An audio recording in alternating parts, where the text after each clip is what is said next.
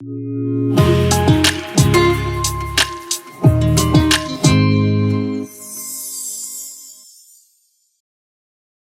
va bien ce matin? Que vous avez bravé les petites conditions glissantes. C'était pas trop pire pour se rendre à l'église ce matin. Mais mon nom, c'est Dominique. Je suis un des pasteurs ici à l'église. Et je veux juste vous dire, je suis vraiment dans la joie de ce qu'on vient d'être témoin ce matin.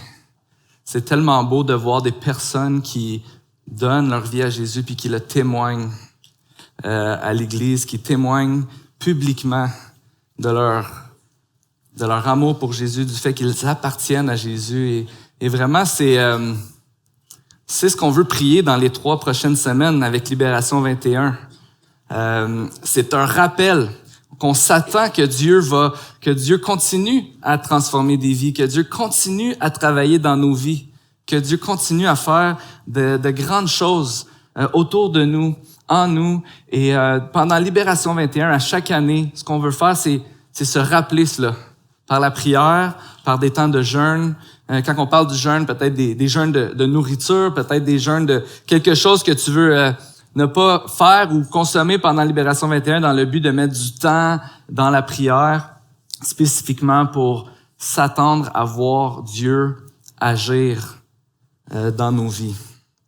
Donc, c'est ce qu'on veut faire ensemble, c'est ce qu'on veut voir. Et il y aura quelques activités. D'ailleurs, on a eu la soirée de louange hier, une très belle soirée pour adorer notre Dieu ensemble. Et puis, le 12 avril, il va y avoir la journée de prière. Et on vous invite à mettre cet avant-midi, un samedi avant-midi de côté pour venir prier en église. Il va y avoir des temps pour prier seul, des temps pour prier ensemble. On a des stations de prière qui nous aident visuellement à pouvoir approcher Dieu de différentes façons dans la prière. Donc, on vous invite à venir.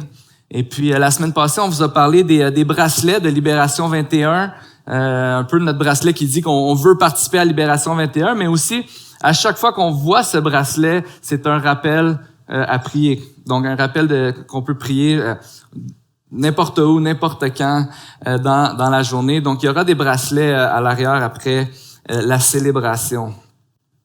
Cette année, la thématique de Libération 21, c'est épanoui. On a déjà commencé la série la semaine passée, et un chrétien épanoui, c'est quelqu'un qui s'épanouit dans son identité en Jésus de plus en plus. Quelqu'un qui est transformé puis qui ressemble à Jésus de plus en plus. Et c'est ce qu'on veut voir ensemble, c'est ce qu'on veut considérer ensemble.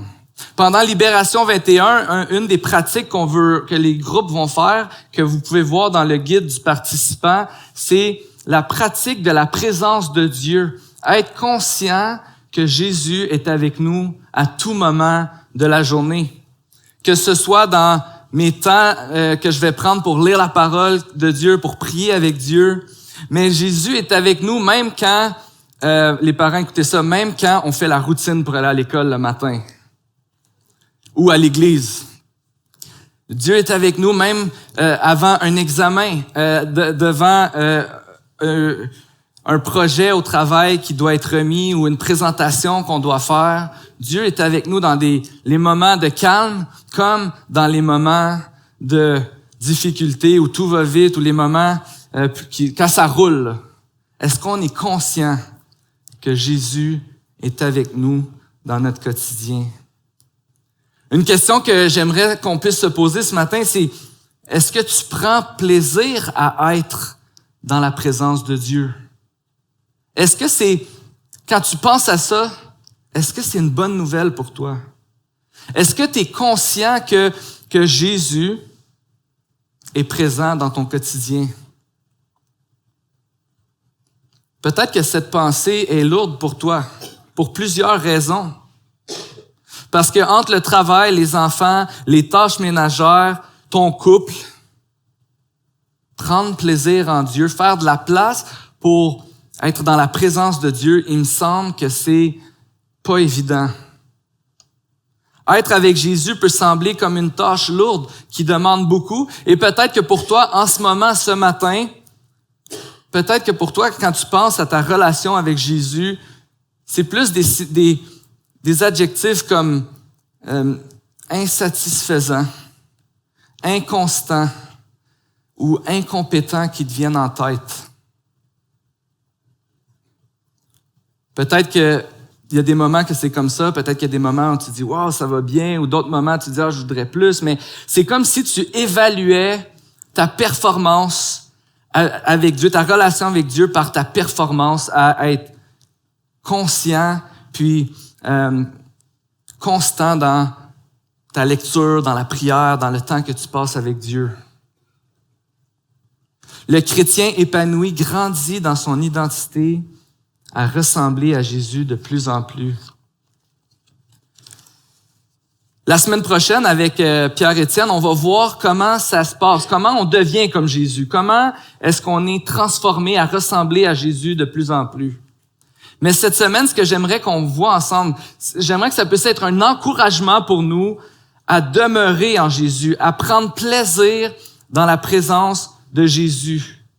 Pas le voir comme quelque chose de lourd, de difficile, d'inconstant, mais quelque chose de grandiose, quelque chose de miraculeux, puis quelque chose de joyeux, qui nous donne du plaisir, qui nous donne de la joie quand on considère tout ce que Jésus a fait pour nous.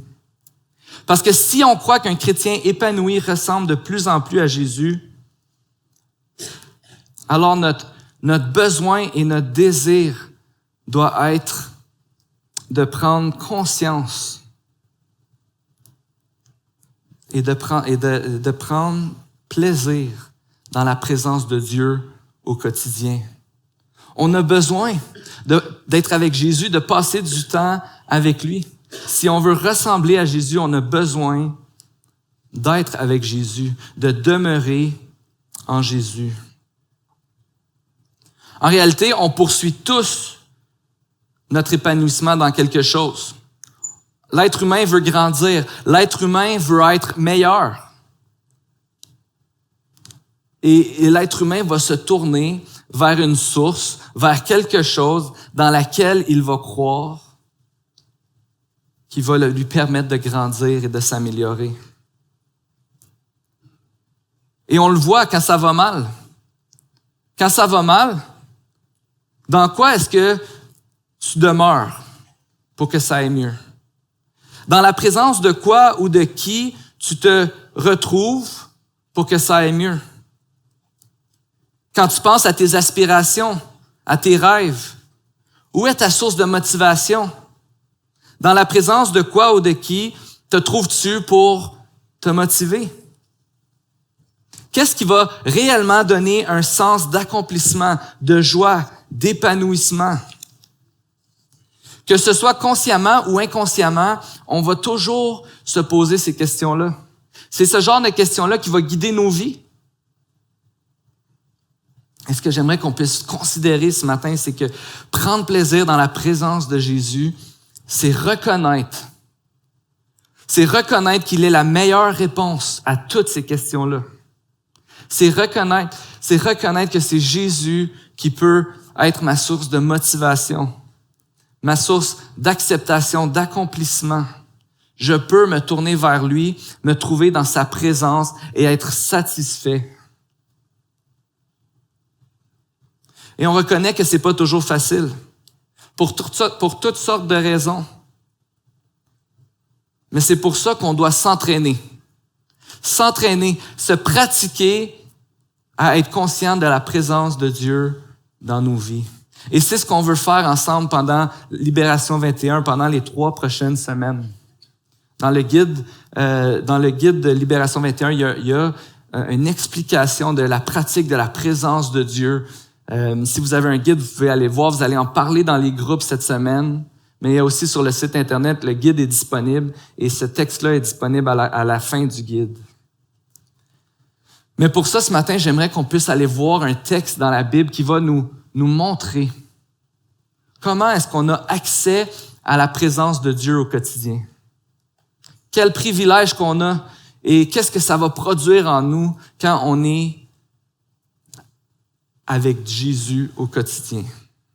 Quand on est dans la présence, dans la demeure de Jésus. En fait, on va regarder ensemble dans l'Évangile de Jean. Dans l'Évangile de Jean au chapitre 15.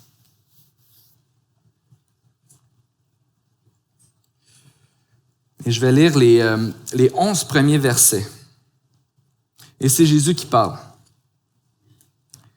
« C'est moi qui suis le vrai cep, et mon Père est le vigneron.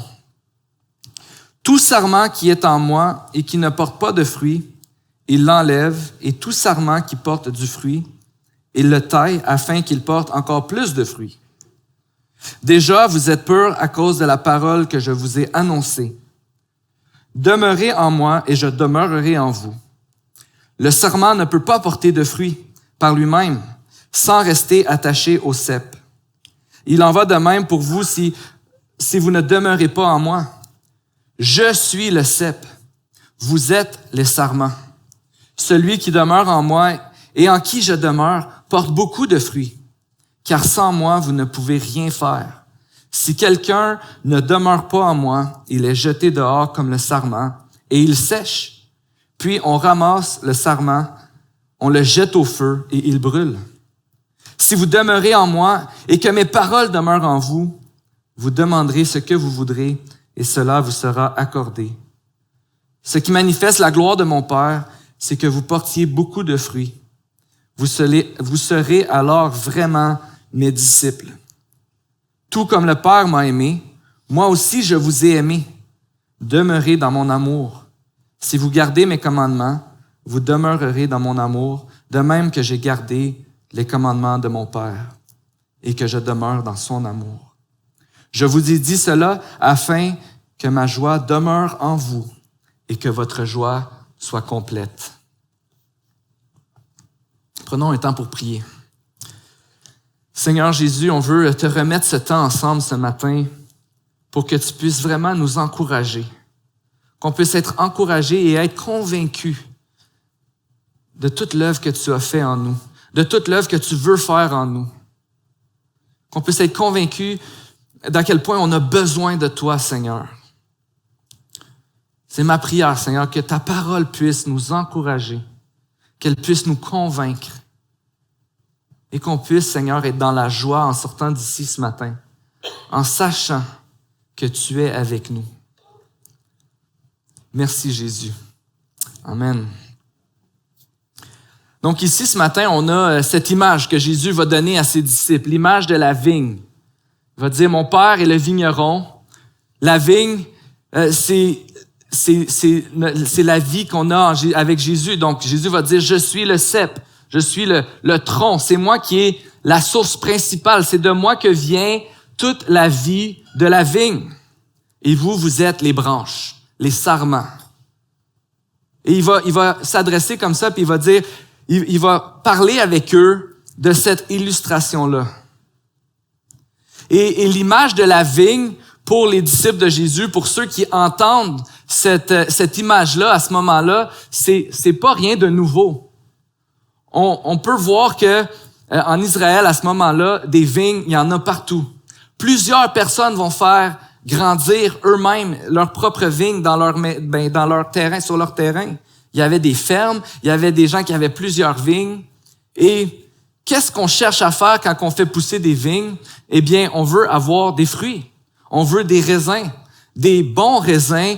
On en veut beaucoup pour pouvoir les consommer, pour pouvoir faire du vin avec. Et qu'est-ce qui va faire la fierté d'un vigneron? Ben, ça va être la quantité et la qualité de ses fruits. Et pour les gens qui entendent ça, l'image, elle est claire. Et l'image, elle est encore plus forte parce que dans la culture d'Israël, l'image de la vigne était forte. Non seulement il y avait des vignes partout et les gens connaissaient la culture des vignes, mais en plus, dans plusieurs passages de l'Ancien Testament, le peuple d'Israël est comparé à une vigne. Même dans le temple, il y avait une immense vigne dorée qui était probablement un symbole d'Israël dans toute sa gloire, dans toute sa force, dans toute sa splendeur. Et Israël, qui est une grande vigne qui porte beaucoup de fruits, parce qu'elle est le peuple de Dieu, parce que Dieu l'a choisi, parce qu'elle est le peuple choisi. Mais plusieurs de ces passages de l'Ancien Testament qui vont nous parler de la vigne nous montrent qu'il Israël a échoué, que la vigne n'a pas porté de fruits, que la vigne était sèche, elle a été coupée, elle a été brûlée, parce qu'elle n'a pas été fidèle à l'appel de Dieu dans sa vie. Mais là, Jésus vient et il va dire à ces personnes-là, « C'est moi qui suis le cep. La source de votre vie, la source de votre salut, c'est moi. »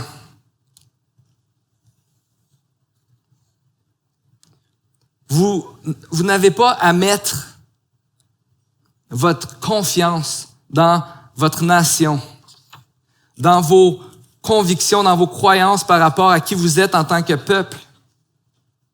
La source qui nous donne la vie abondante, c'est Jésus.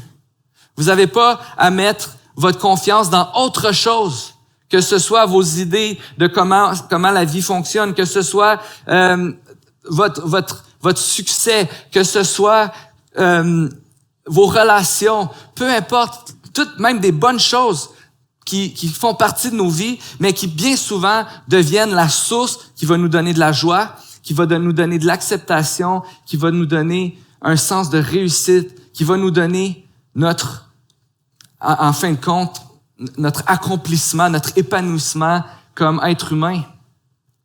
Rien de ça n'est égal à la vigne, au cep que Jésus lui-même va se nommer « Je suis le cep », celui qui donne la vie. Je suis la source qui donne une vie abondante, qui nous permet de nous attacher, qui vous permet de vous attacher à moi.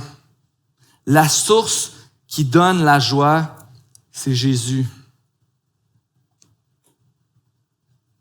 Jésus nous invite à rester attachés à cette source. Et c'est vraiment intéressant parce que Jésus donne cette image-là à ses disciples alors qu'il est sur le point de les quitter. Dans quelques moments, Jésus va mourir sur la croix. Il va ressusciter et il va partir. Et ses disciples qui viennent de passer 3 ans avec lui, ils l'ont vu faire des miracles, guérir des malades. Ils l'ont vu faire des discours incroyables. Il y a des foules qui sont venues à lui. Eux-mêmes ont été capables de faire des miracles. Eux-mêmes, quand ils ont parlé du royaume de Dieu, quand ils ont parlé de Jésus, ils ont été témoins de grandes choses.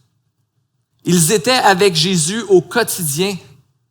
Ils recevaient son enseignement, ils recevaient ses conseils, ils étaient pris soin par Jésus et en plus, ils étaient témoins de la grandeur de cet homme qui disait être le Fils de Dieu, qui disait être la vérité, qui disait être Dieu lui-même.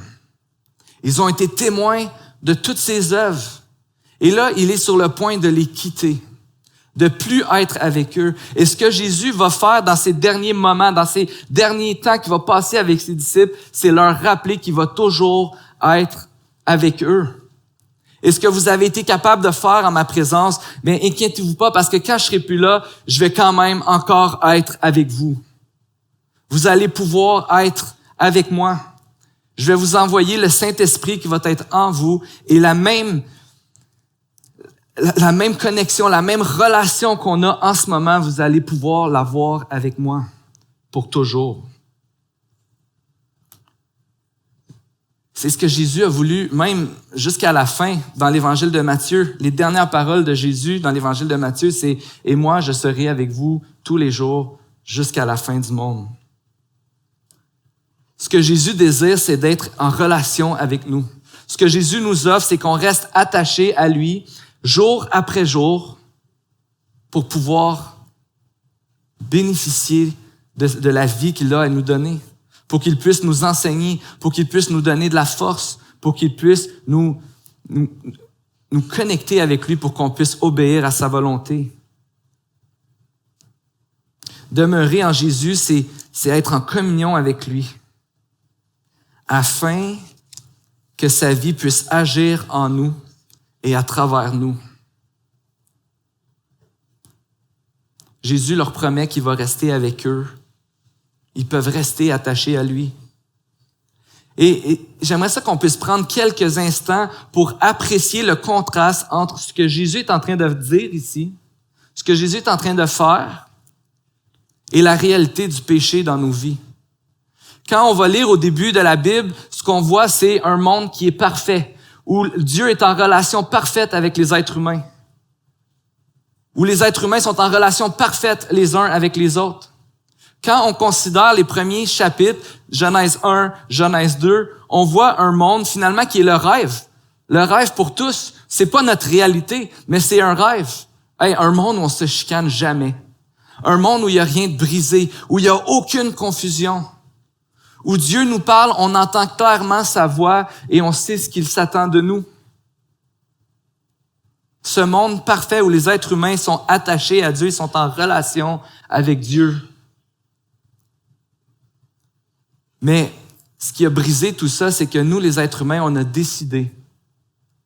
Et on le voit dans Genèse 3, c'est l'épisode de la chute où on a décidé de choisir à la place de Dieu ce qui était bon pour nous.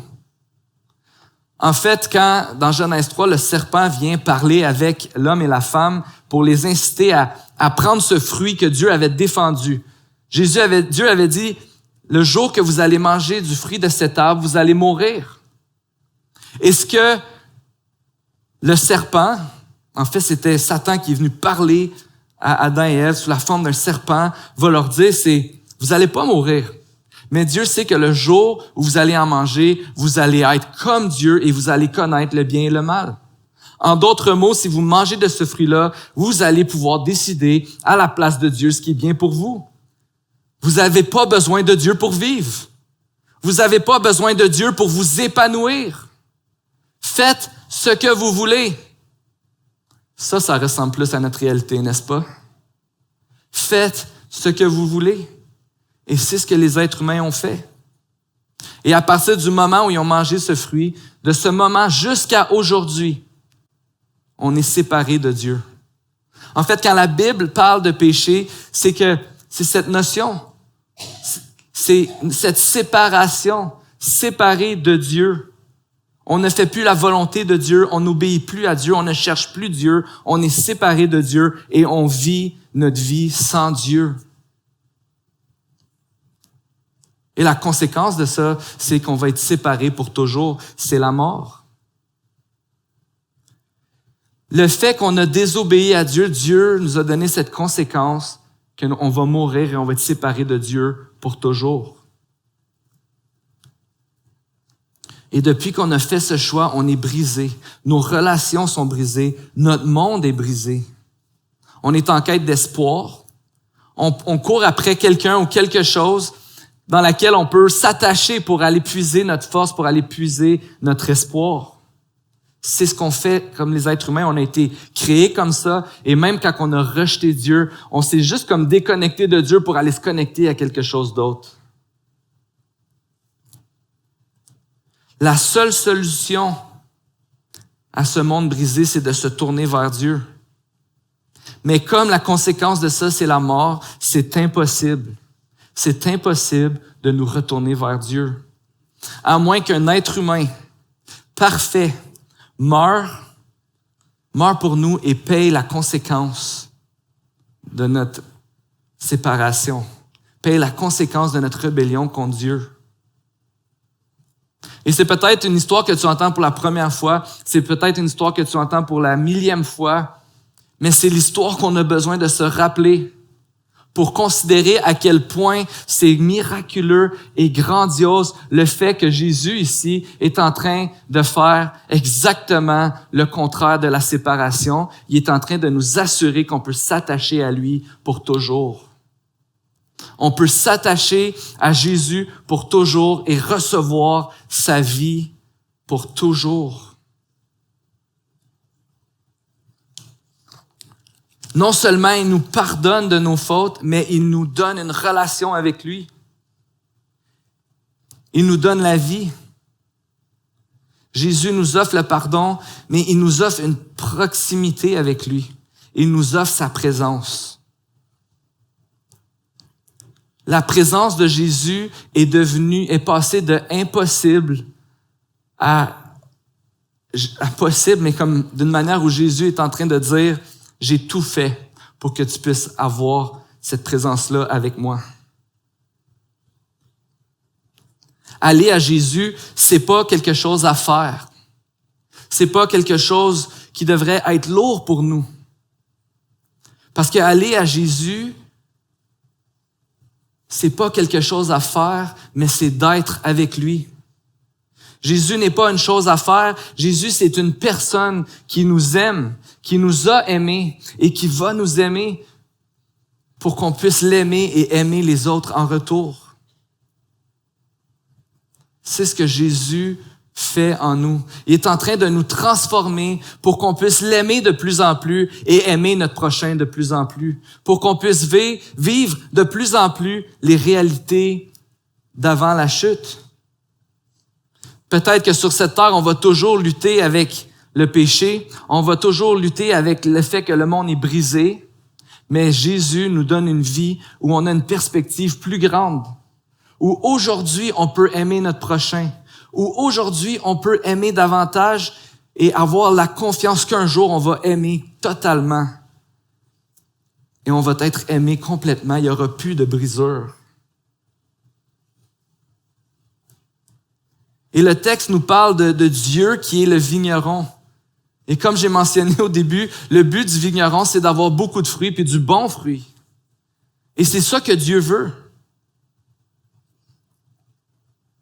On peut lire au verset 7, ça dit, en fait, à partir du verset 6, si quelqu'un ne demeure pas en moi, il est jeté dehors comme le sarment et il sèche. Puis on ramasse les sarments, on les jette au feu et ils brûlent. Ce que Dieu est en train de faire, c'est qu'il est en train de prendre soin de sa vigne. Oui, ici, Jésus veut qu'on réfléchisse à notre relation avec lui. Si on considère qu'il est vraiment la source de notre vie, si on considère qu'il est vraiment celui qui est venu nous sauver, qui a donné sa vie pour nous.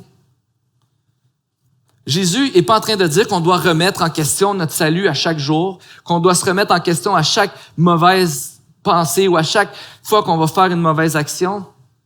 Non, Jésus, ici, n'est pas en train de parler à des gens qui sont pas ses disciples. Parce que au verset 3, Jésus va dire, déjà, vous êtes purs à cause de la parole que je vous ai annoncée. Déjà, vous êtes purs à cause de l'œuvre que Jésus a accomplie pour nous. Mais ici, il est en train de parler de cette illustration que ceux qui sont les disciples de Jésus, ceux qui se soumettent à Jésus, qui veulent obéir à Jésus, sont ceux qui s'attachent à Jésus. Et quand tu es attaché à Jésus, ce que ça va produire, c'est l'obéissance et du fruit. Et ce que Dieu est en train de faire, c'est qu'il prend soin de sa vigne. Il va couper le bois mort. Il va tailler les branches qui portent du fruit pour qu'elles portent encore plus de fruits. Et le fruit, c'est quoi le fruit dont il parle ici? Eh bien, c'est la vie de Jésus en nous. C'est ce que Jésus est en train d'accomplir. Le fruit dont il parle, c'est la reproduction de sa vie en nous. Jésus désire voir en nous le reflet de sa propre vie. C'est une vie d'obéissance à Dieu qui se manifeste par le fruit de l'esprit. L'amour, la joie, la paix, la patience, la bonté, la bienveillance, la foi, la douceur, la maîtrise de soi. Ça, c'est le fruit qui est produit en nous, la vie de Dieu en nous. Dieu, le vigneron, prend soin de sa vigne pour qu'on puisse produire plus de fruits. Ceux qui sont attachés à la source, Jésus donne sa vie.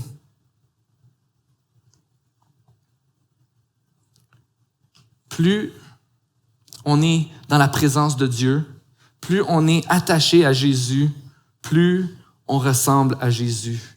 Et ça, c'est la vie épanouie. C'est la promesse qu'il nous fait. C'est la promesse qu'il nous fait si on reste attaché à lui, si on passe du temps dans sa présence, si on s'attache à sa parole, si on cherche sa volonté, on va produire du fruit. On porte beaucoup de fruits. Aimer son prochain, demander pardon, être lent à la colère, ne pas s'inquiéter de rien, lui faire confiance avec nos finances, être généreux, aimer ta femme, aimer ton mari. Toutes des fruits. Toutes des fruits, puis peut-être que tu te dis en ce moment, c'est pas toujours évident. C'est pas toujours les fruits que je vais démontrer. Mais si Jésus est avec nous, il nous donne la force. Si Jésus est avec nous, il nous rappelle ce qu'il a fait pour nous. Il nous rend capables d'être et de faire ces choses-là. Si Jésus est avec nous, il nous rappelle à quel point il nous aime. Le passage nous dit même qu'il répond à nos prières. Il est avec nous. Quand je me suis marié, je voulais faire une surprise à ma femme, le jour de notre mariage. On s'est mariés ici même à l'église. Et pour moi, c'était bien important que quand on allait faire nos vœux, moi, je devais être sur ce côté-là. Mais je n'avais pas dit pourquoi à la pratique du vendredi. Moi, je dois être ici. Puis elle allait être ici. La raison pour ça, c'est que la surprise que je voulais lui faire, c'est que je voulais chanter pour elle. Et puis, j'avais vu quelqu'un faire ça dans un mariage, ça m'avait inspiré. J'ai dit, un jour, je vais faire ça. Mais mon problème quand je chante, c'est pas tant que je suis pas capable de chanter, c'est que j'arrive jamais à embarquer à la bonne place. Moi aussi, je trouve ça drôle. J'arrive jamais. Comme quand on est ensemble, quand que Pierrot le fait pour nous, Luigi le fait pour nous, Alex, les Boniface, quand ils le font pour nous, ça c'est correct, je les suis. C'est pas grave si je t'arrive une demi-seconde en retard, il y a personne qui l'a entendu. Mais là, j'allais performer devant tout le monde, puis surtout devant ma femme, parce que moi, je m'étais dit, c'est pas grave qui est là, c'est pour elle, je le fais, c'est comme si on était toutes seules, fait que je vais chanter. Mais j'étais pas capable d'embarquer. Puis là, je demande à un de mes amis, un jeune qui était à la jeunesse, qui jouait du piano, j'ai dit, est-ce que tu peux m'accompagner au piano? Est-ce que tu peux me coacher? Est-ce que tu peux m'aider? Fait que là, on a pratiqué ensemble, puis pour vrai, c'était bien beau, j'apprenais la chanson par cœur, j'avais l'air, tout allait bien, mais j'embarquais jamais à la bonne place. Et puis, on a eu l'idée que quand j'allais chanter, fallait que je le voie jouer au piano. Puis lui, fallait qu'il chante avec moi. Puis moi, fallait que je chante avec lui. Fait que c'était un peu bizarre, parce que je regardais pas beaucoup ma femme quand je chantais, mais au moins, ça fonctionnait. Tant et aussi longtemps que mes yeux étaient sur le pianiste, j'étais un chanteur hors pair. Tout fonctionnait. Tant et aussi longtemps que je le suivais, j'avais les capacités, j'avais la force, j'avais le courage, tout allait bien, puis j'étais capable d'aller jusqu'au bout de la chanson. Parce que j'avais mes yeux tournés sur celui qui savait comment ça marchait. J'avais mes yeux tournés sur celui qui pouvait m'aider à être meilleur. Et être dans la présence de Jésus au quotidien, c'est ça. C'est de garder nos yeux sur Jésus à tout moment. C'est pas de se dire, hey, je suis pas capable, ou je suis capable, ou j'en ai fait tellement cette semaine, là, je suis digne d'être dans la présence de Dieu, ou je n'ai pas fait assez, ou je suis pas digne. Non, c'est à chaque moment, c'est de se rappeler que Jésus est avec nous, qu'on peut garder nos yeux sur lui. Ce qu'on méritait, c'était la mort, la séparation, mais on se trouve dans sa présence. Et à tous les moments, je peux garder mes yeux fixés sur Jésus. Et il me donne la force, il me donne le courage, il me donne la capacité d'être lent à la colère, d'aimer mon prochain, de demander pardon, de parler de lui aux autres, de subir l'injustice en son nom, d'être rempli d'amour, de souffrir pour lui. On a besoin de garder nos yeux tournés vers lui. Et ce que Jésus nous dit, c'est ceci. Si je vous dis cela, au verset 11, c'est afin que ma joie demeure en vous et que votre joie soit complète. Je vais inviter l'équipe de louange à se joindre à moi. Afin que votre joie soit complète. C'est ce que Jésus veut faire. Si on reste avec lui, si on demeure attaché à lui, en étant attaché à lui, La vie qu'il produit en nous, c'est une joie qui dépasse les circonstances. C'est une joie qui va bien au-delà de nos déceptions, de nos difficultés. Parce que peu importe les circonstances, et je dis pas ça pour banaliser nos circonstances, mais peu importe les circonstances, la joie que Jésus nous donne vient du fait que nous demeurons en lui, qu'il est avec nous, que nous avons Jésus, que nous avons sa présence. Et ça, c'est vrai, peu importe les circonstances. Et quelle joie de pouvoir considérer qu'il y a de la joie, de la paix dans notre cœur alors qu'on est en train de souffrir. Alors qu'on lutte avec un péché dans nos vies. Alors qu'on se sent loin de Dieu puis qu'on se rappelle, « Hey non, Jésus, t'es drette là. » Quelle joie de vivre cette joie-là qui ne dépend pas d'une bonne nouvelle. En fait, oui, ça dépend d'une bonne nouvelle, mais qui ne dépend pas d'une bonne nouvelle dans le moment présent. Quelle joie de savoir que Jésus nous aime, qu'il est avec nous, qu'il ne va jamais partir, qu'on peut rester attaché à lui, puis que sa vie va couler en nous pour toujours. Et ce que j'aimerais qu'on prie ensemble pendant Libération 21,